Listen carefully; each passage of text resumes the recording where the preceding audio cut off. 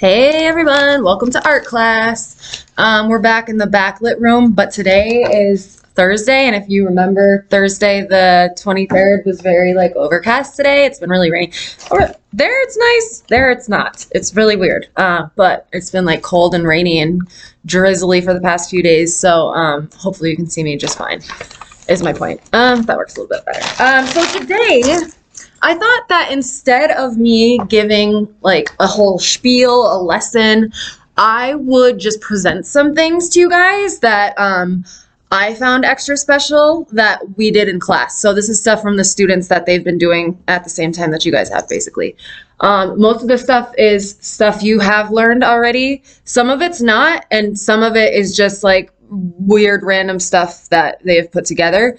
And the whole point of this is just, again, exposing yourself to as much art as you possibly can. Not all of you kids are going to be going to museums every weekend, right? No, that sounds boring.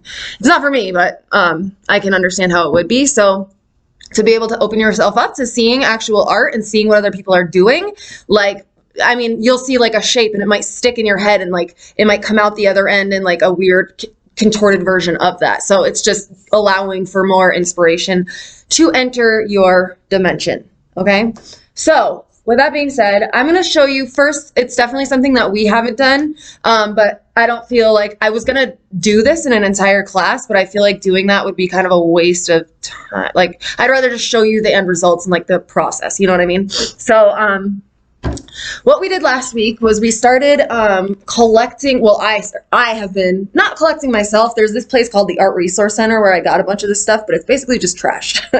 It's all used cups and plates and pipe cleaners and not used people haven't eaten or drank out of them. A lot of just paper products also that we found around here. I used some of the cups that we had in here and some of the paper plates, stuff like that. But for example, I can show you some of the things.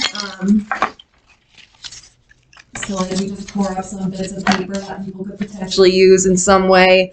They had some of these little lunch trays. Again, these pipe cleaners. So the Art Resource Center is this awesome place. Unfortunately, you have to be 16 to get in to go there for some reason. But I can get free stuff there because I'm a teacher. It's really cool. It's all donated stuff. So it's a Goodwill kind of, but with any sort of art supply or thing that could potentially become an art supply. So who knows what someone could make out of these, but there's definitely something there. So same with this little thing. It's a wooden tennis racket, I think. I don't know. Just a bunch of little shapes. This is a piece of an egg container. Some of these, obviously these are not used, but it's just stuff that we can find lying around the house. This was a piece of cardboard that I cut out and was using for something else, so might as well reuse those scraps.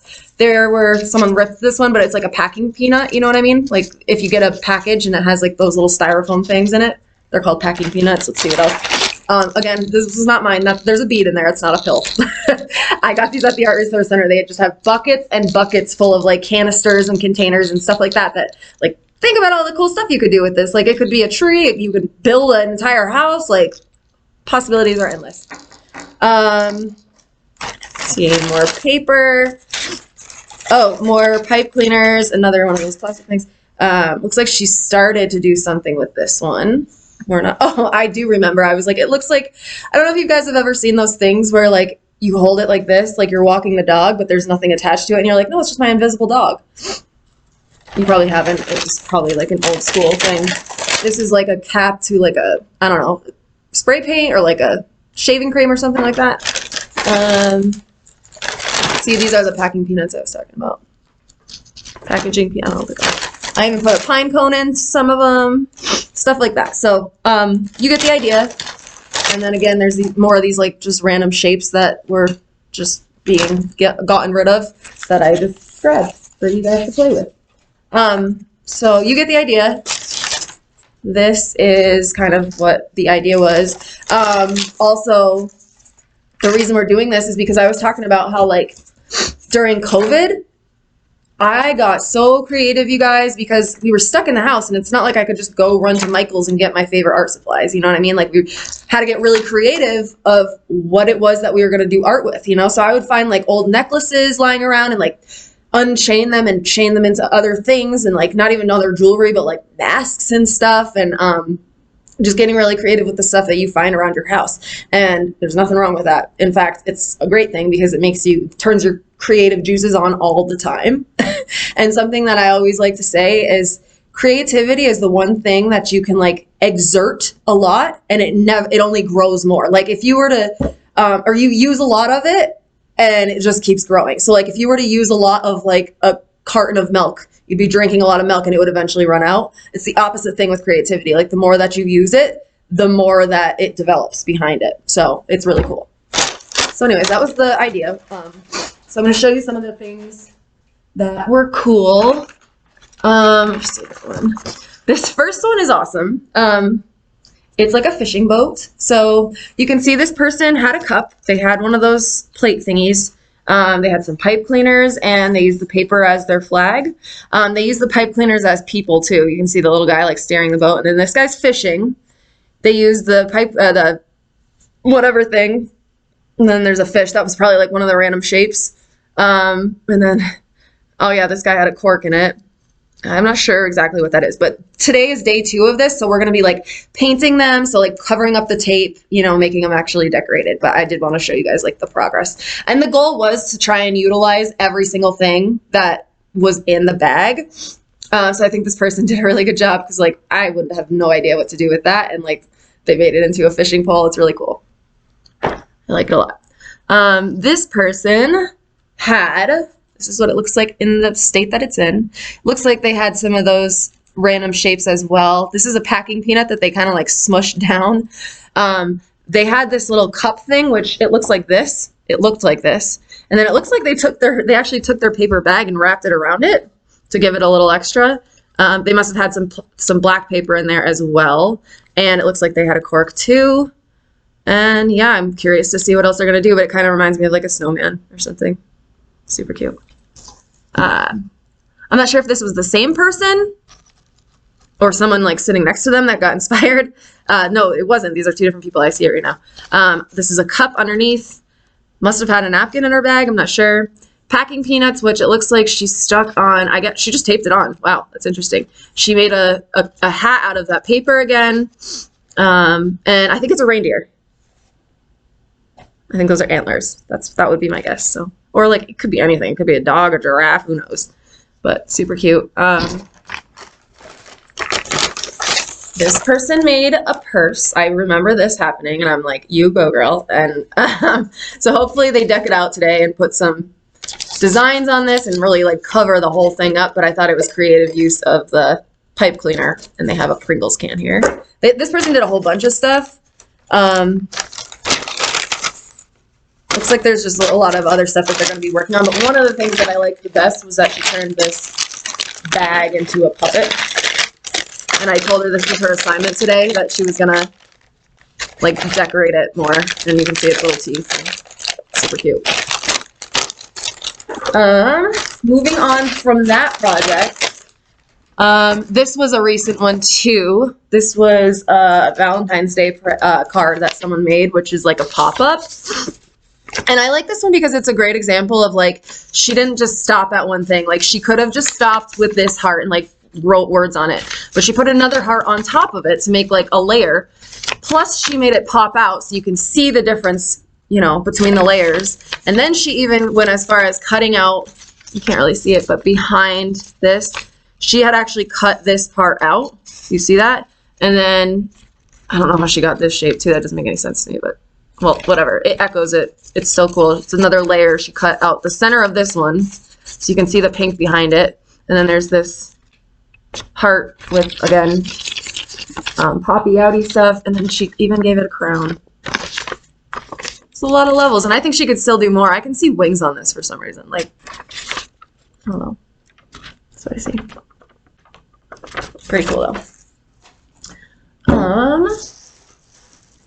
This is... for some reason, the kids in my class love the pipe cleaners and the tissue paper, which I do too. I get it. It's smushy. You can make it into stuff and it just like looks pretty, but this has been around since Christmas. Someone just made like a Christmas bouquet. And it's just really cute. And you could probably do a lot with this. Like, I mean, you could decorate. I don't know. You could decorate with this. This could be a wedding bouquet. Who knows? Who knows?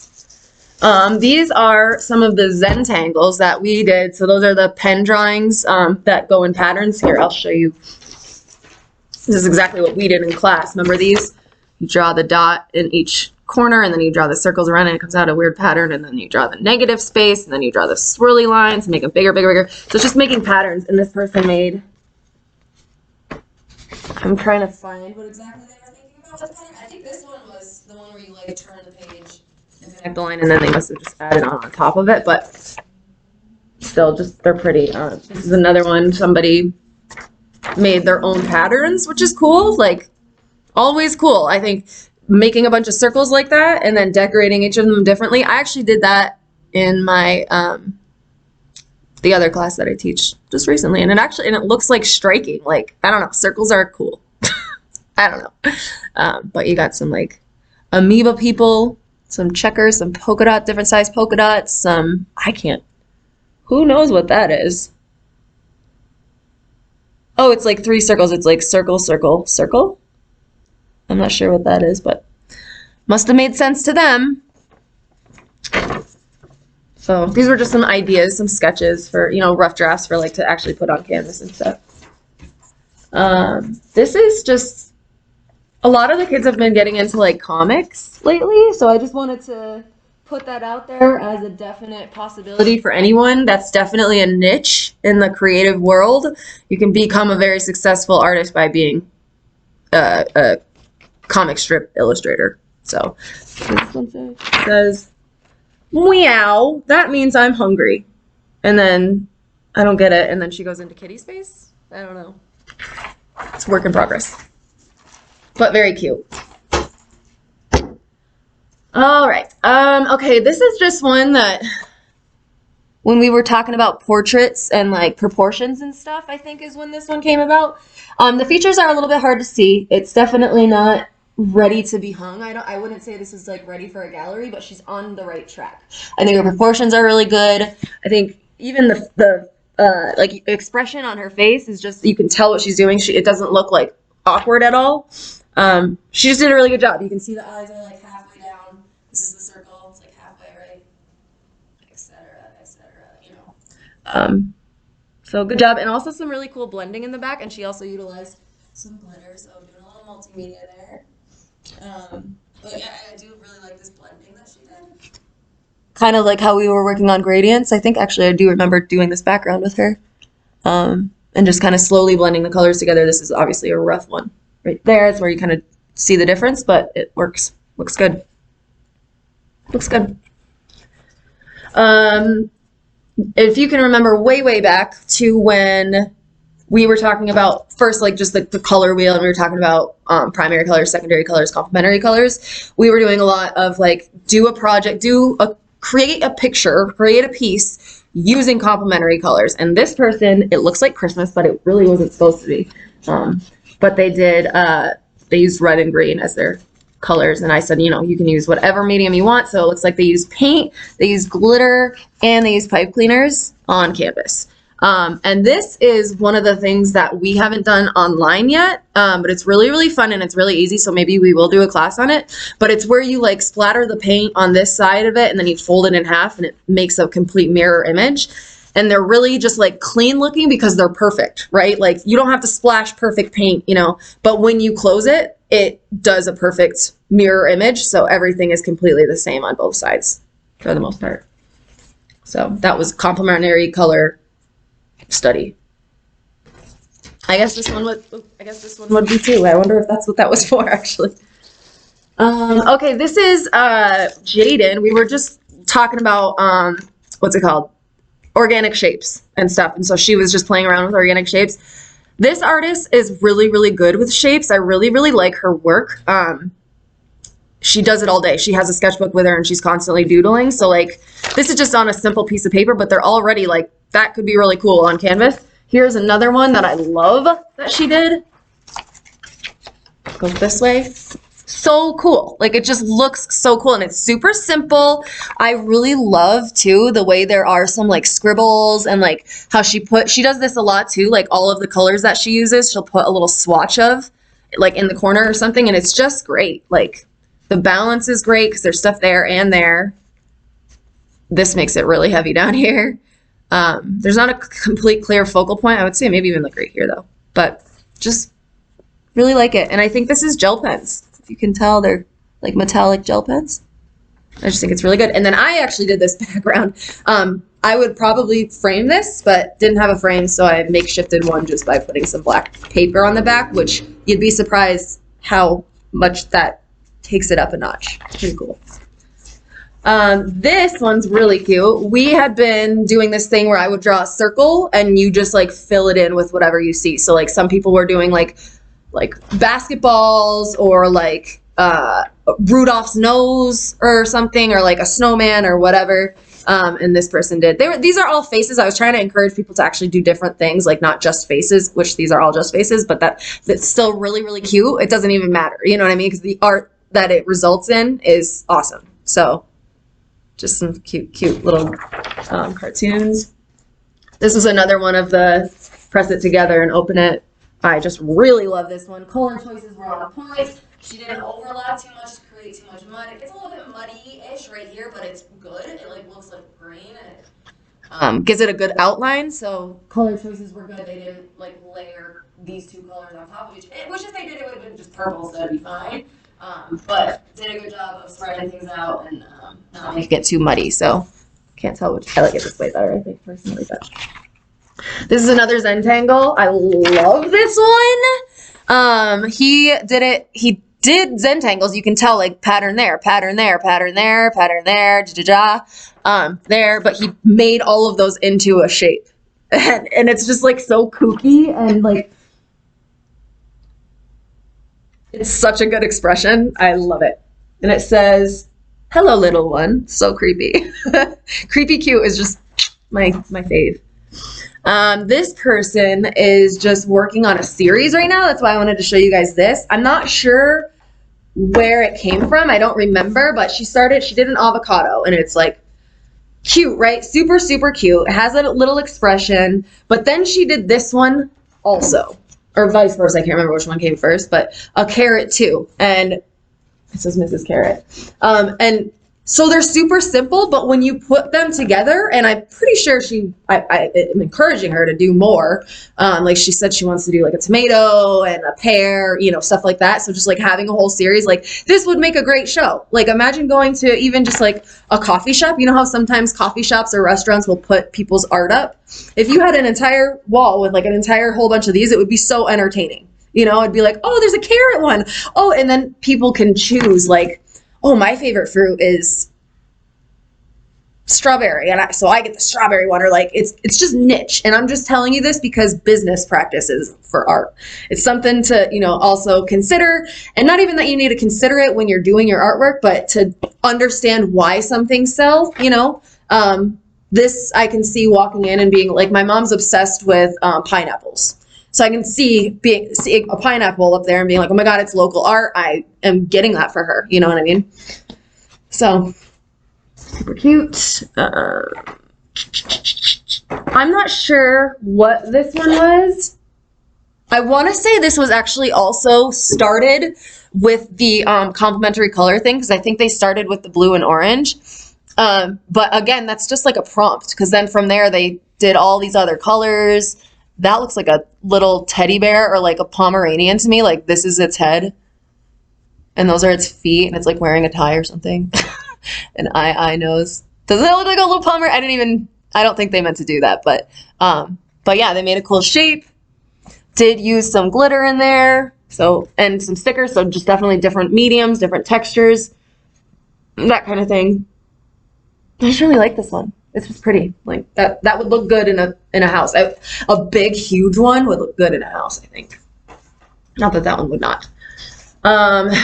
This one was Lizzie's. She made Shrek, and I'm trying to remember what this class was. Could have been the portrait one, and she just decided, oh yeah, it was. And we came up with characters. We were like, tell me everything about, you know, come up with a guy named Frank who's a firefighter in Mexico, and you have to like draw something that looks like all of those things. I'm not really sure what this one, like the story behind this one was, but I really like how she played with textures here. This is like actually ribbon or like string. It's just like fuzzy string, not yarn, but I don't know. And then remember when we did that thing with the fish where we cut paper out and put it on it? Like it just gives it a different texture and it just takes it up a notch. It just looks really cool. So super cute. Some glitter in there, definitely. I like the detail with like just the little things. So when she did that, it makes it look like this is like hollow, or like a tube, you know? So super cute. And then I love this one. I must not have been there this day, but it's gorgeous. It's super cute. Because there was a day that I missed. I'm not sure if we were just working with grayscale, because this was actually with like near a lot of the Zentangles, which were already obviously black and white, but I know we were not using paint that day. But what I like to think is that the black and white from the Zentangles inspired this piece. And it looks like it's not finished, and I'm super intrigued. Kind of like that it's not finished. I feel like it kind of looks like it's like an old TV screen, and like it's all like, you can't see this part, or like an old photo, you know, where like the picture is just kind of all messed up. And this gives me like an eerie sense of like, because like I feel like UFOs today, like we think of them differently, and this is like back in like the 50s, this is what they pictured UFOs to look like.